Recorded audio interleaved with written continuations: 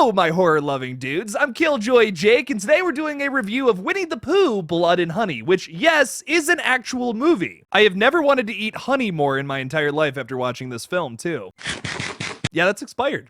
That is definitely expired. Let's get into it. Well, sometimes that is better.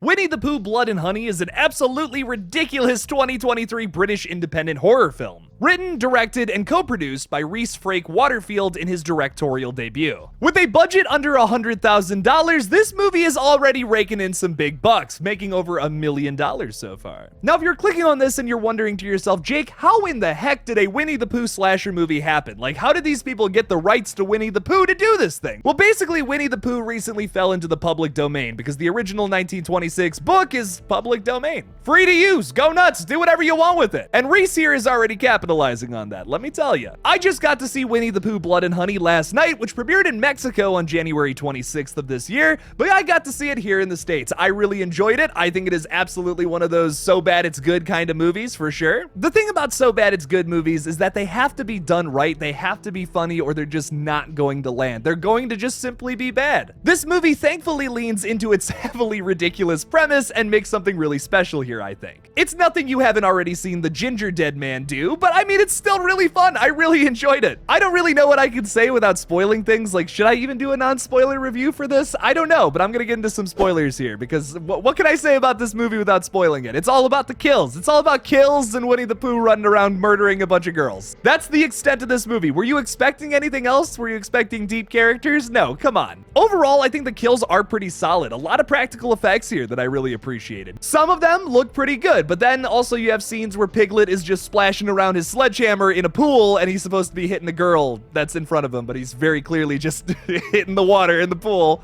and it doesn't look very good. Another thing with this pool death, which kind of bothered me a little bit because I thought this could have been way better. The first swipe, like Piglet hits this girl in the face with a sledgehammer and it's awesome. It's like, no way, that's sick. Then he does the whole splashing around thing, which is like, okay, not great. And then they find her body later on and there's this horrible digital effect showing you where she got hit in the face with a sledgehammer earlier on. And it's like, it just doesn't look great. Easy fix there. You could have had her just, face down in the pool, puddle of blood around her. That would have done the trick. There's a lot of scenes in this movie where I feel like they were overthinking it a bit. There's also this scene where this girl gets her head crushed by a tire where Winnie the Pooh is driving the car, which is hilarious. Just the idea of like an anthropomorphic bear driving a car in the first place is hilarious. But on top of that, he's running over some girl's head with it, which awesome. Great idea. 10 out of 10. But once again, they use digital blood here where I feel like they could have just had some guy with a tube going like, whew. This sequence was hilarious too. It was so ridiculous. This girl's taking selfies of herself in the pool and all that, and then she looks at the pictures and Winnie the Pooh is standing behind her. That's terrifying, man. This felt like one of those like early YouTube horror skits where they were making fun of like children's characters. Like I remember there's a bunch of Barney and like Kool-Aid Man killer videos or whatever that were super ridiculous, but also like a tiny bit scary because you're a child watching them. This felt very nostalgic to that in a lot of ways. I've never really seen a movie try to capture that very specific feeling before, and I appreciate this movie for doing that. Just lay off the digital effects a bit because your practical effects look pretty dang sick. That head stomp later on into the movie, 10 out of 10, really good. I loved when Pooh Bear was just like mashing his foot into the brains of that guy. That was awesome. That looked really good. 10 out of 10 practical effects. But then immediately after that, it's followed up with this guy getting chased by these CGI bees. And I'm just like, Doc, what? Okay, you know what? The CGI bees were pretty funny. That kind of reminded me of like the Not the Bees scene, that deleted scene from The Wicker Man from the early thousands. No, not the bees! Not the bees! Ah! If you've spent enough time on YouTube, you've definitely seen that scene. The only practical effect I didn't like in the movie, but like I still ended up really liking this sequence. It was a good scene, but like you just had to cut the shot a little quicker, in my opinion, was when Pooh was sticking the like machete through the one girl's mouth. It was great, but like there's one scene where they're showing like him like slowly pushing it through her head, and you can see it's clearly just like going through the side of her face. And she just has her mouth open like that and like pretending to stick a machete all the way in there. That scene would have totally worked, but like right before it cuts, you can see the machete kind of like move up a little bit and it's clearly not in her mouth. That sounded really gross. It did. Yeah, no, that sounded really gross. But then it's immediately followed by what I'm assuming is like a prosthetic where you can see a machete all the way through the head and it looks really good. I'm like, okay, hey, that's Solid. The big thing with the kills for me, though, is I wasn't expecting perfection from a movie called Winnie the Pooh, Blood and Honey. I'm just glad I got to see Winnie the Pooh and Piglet murder a bunch of people. Spoiler alert, you're not getting that from Christopher Robin, I can promise you that. You can throw out just about every negative I've had about this movie so far. Like, none of that matters in my mind. These are little nitpicks I've been saying the whole time.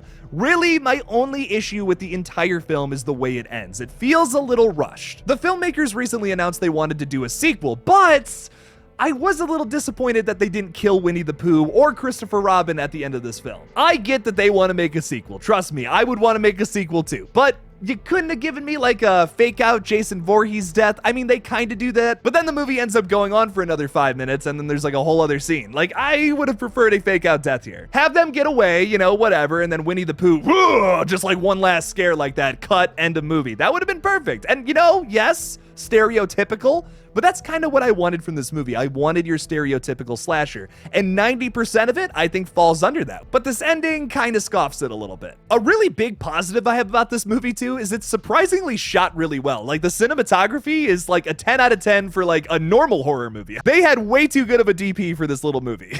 Like, seriously, have this guy on board for the next movie for sure. I really liked the music in this film, surprisingly, too. I like when movies like have a big attention to detail with their music and plays into certain scenes. Like, it feels like Winnie the Pooh music from like your typical Winnie the Pooh, you know, the ones where he's not viciously murdering a bunch of college girls or whatever. It feels like that, but you put a horror twist on it. And I really appreciated that. That was really nice. You could have just given me stock horror music here. That would have been fine. But then there's a lot of nice little sequences where I'm like, this feels like I'm watching Winnie the Pooh, the horror movie, because of the music. Like, even if I closed my eyes, I feel like I would be watching that movie. That's when you know your score is good. I know this is a super sporadic review, but like, what were you expecting? Structure from a Winnie the Pooh review? Come on, that's ridiculous. The last thing I want to talk about is just Winnie the Pooh as a slasher himself, which is really well done. Has some really funny moments throughout this entire film. He whips Christopher Robin with Eeyore's severed tail at one point, which is one of the funniest things I've ever seen on the big screen. And the guy that plays him gives him a lot of character too. Like, there's these moments where like he'll just be looking around